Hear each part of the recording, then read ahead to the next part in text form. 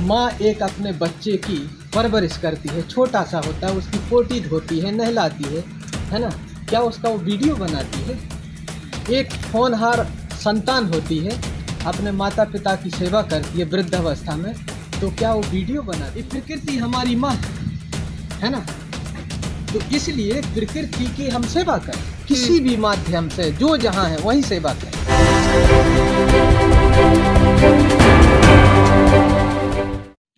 आप देख सकते हैं एक महात्मा ऐसे भी हैं, ये जगह जगह से गाय का गोबर जो इन्होंने पाल रखा है उठाते हैं, इसमें रखते हैं, और एक बड़ा सा पलड़ा भी है उसमें भी रखते हैं, और ऐसे दिन भर लगे रहते हैं, गाय की सेवा में लगे रहते हैं। इनका स्वार्थ क्या है गाय की सेवा से, गाय की सेवा क्यों इतना करते हैं? और ये जो गोबर है गाय का, इसका उपला भी बना सकते हैं, लेकिन ये देख सकते हैं आप ढेर लगाए हैं, ये ढेर लगाए हैं इन महात्मा जी से। महाराज जी, जरूरतमंद को ऐसे ही दे दिया जाए। अच्छा, इनके दरवाजे के सामने देख सकते हैं बड़ी बड़ी होर्डिंग बैनर है और बालू से पूरा घेर दिया गया है।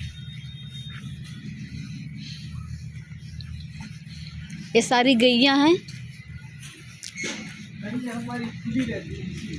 और ये जो भी देख रहे हैं ये इनका खुद का बनाया हुआ गौशाला है, इसमें सारी गायें रहती हैं। अच्छी बात ये भी है कि इनका पशुओं का महंत जी से इतना लगाव है कि ये लोग देखिए बिना धागे, बिना खूंटे, बिना किसी चीज़ के रहते हैं, देखिए, और ये इंतज़ार करते हैं कि कुछ मिलेगा खाएंगे, लेकिन अभी नहीं मिलने वाला है, क्योंकि इनके जो मुखिया हैं, इनके जो गार्जियन हैं, वो अभी काम में लगे पड़े हैं। देखते हैं अंदर का गौशाला, दिखाते हैं आपको। देखिए ये गौशाला है और एक पंखा भी है इन्हीं लोगों के लिए, और यही गौशाला में ही देखिए रहता है। इनको बच्चों को भी बांधते नहीं, दूध पीता है फ्री।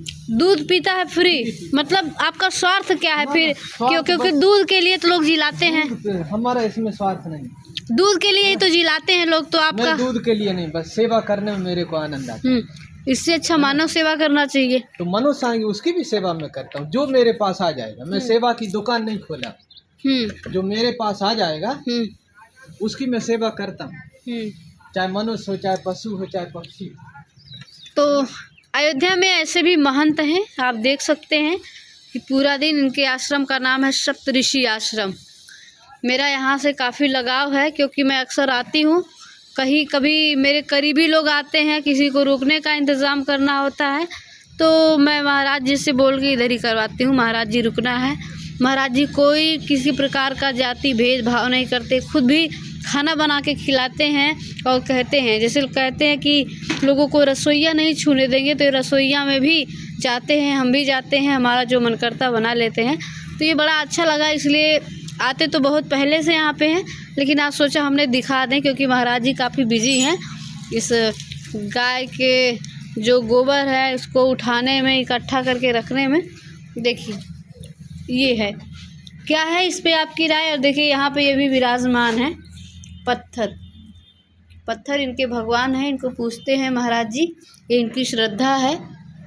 तो बाकी इस वीडियो पे आपकी क्या राय है, क्या कहना चाहेंगे, और ऐसे महात्माओं के बारे में क्या कहेंगे जो खुद ही झाड़ू लगाते हैं? अभी आप देखे होंगे कोई झाड़ू लगाता है या कोई एक पॉलीथीन भी उठाता है तो उसकी वीडियो बनाता है, लेकिन महाराज जी ने कहा नहीं मेरी मत बनाना। मैंने कहा नहीं महाराज जी हम बनाएंगे, बस देखने के लिए, दिखाने के लिए कि ऐसे भी लोग हैं जो केवल महंतगिरी नहीं करते हैं, बल्कि वो अपना काम स्वयं करते हैं, किसी के ऊपर नहीं थोपते हैं।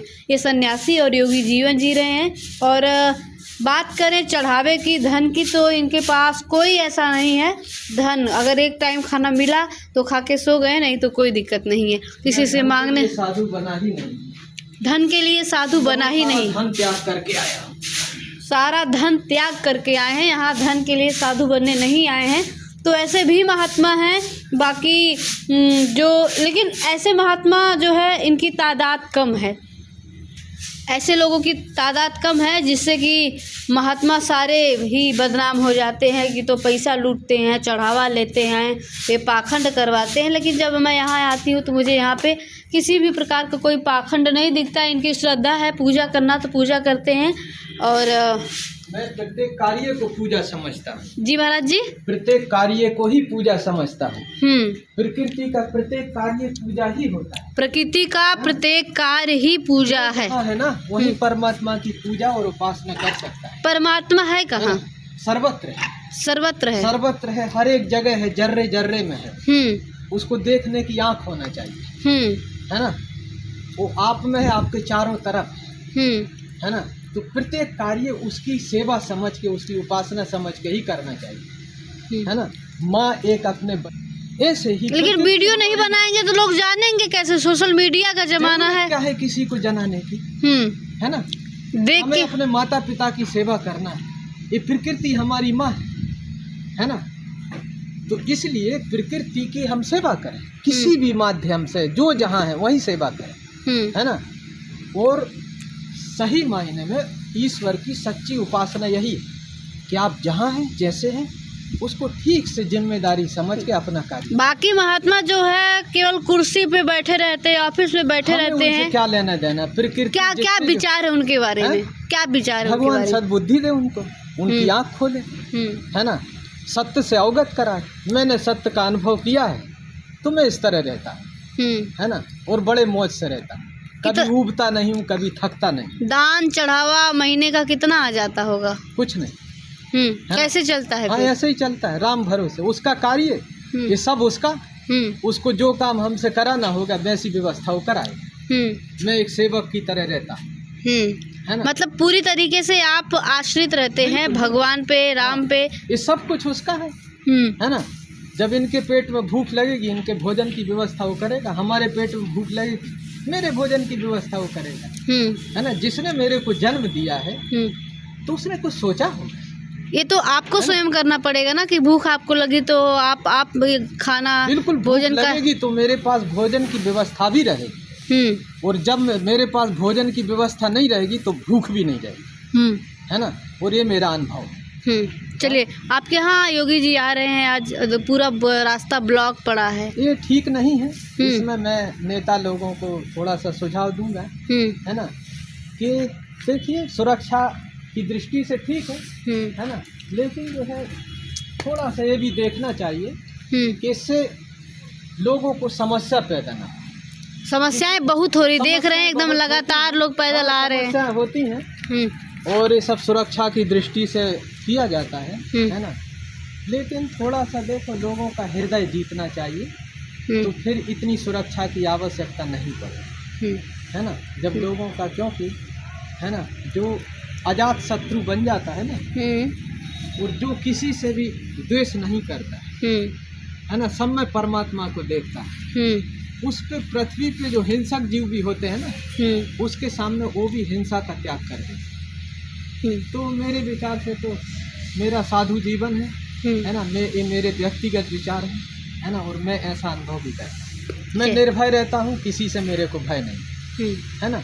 क्योंकि मैं किसी से ना शत्रुता रखता हूँ, ना किसी से द्वेष करता हूँ, ना किसी के राग में फंसता हूँ, राग में भी नहीं। चलिए, बहुत बहुत शुक्रिया। बहुत सारे लोग प्रलोभन देते हैं, है ना। क्योंकि मैं पिछले 30 वर्ष से यहाँ रहता हूँ। और जब मैं यहाँ आया था, मैं तो ये सोच के, मेरे गुरु जी थे तो यहाँ सरजू का धारा था निर्मल, और बहुत अच्छा था कि यहाँ शांति से बैठ के आत्मचिंतन किया जाएगा।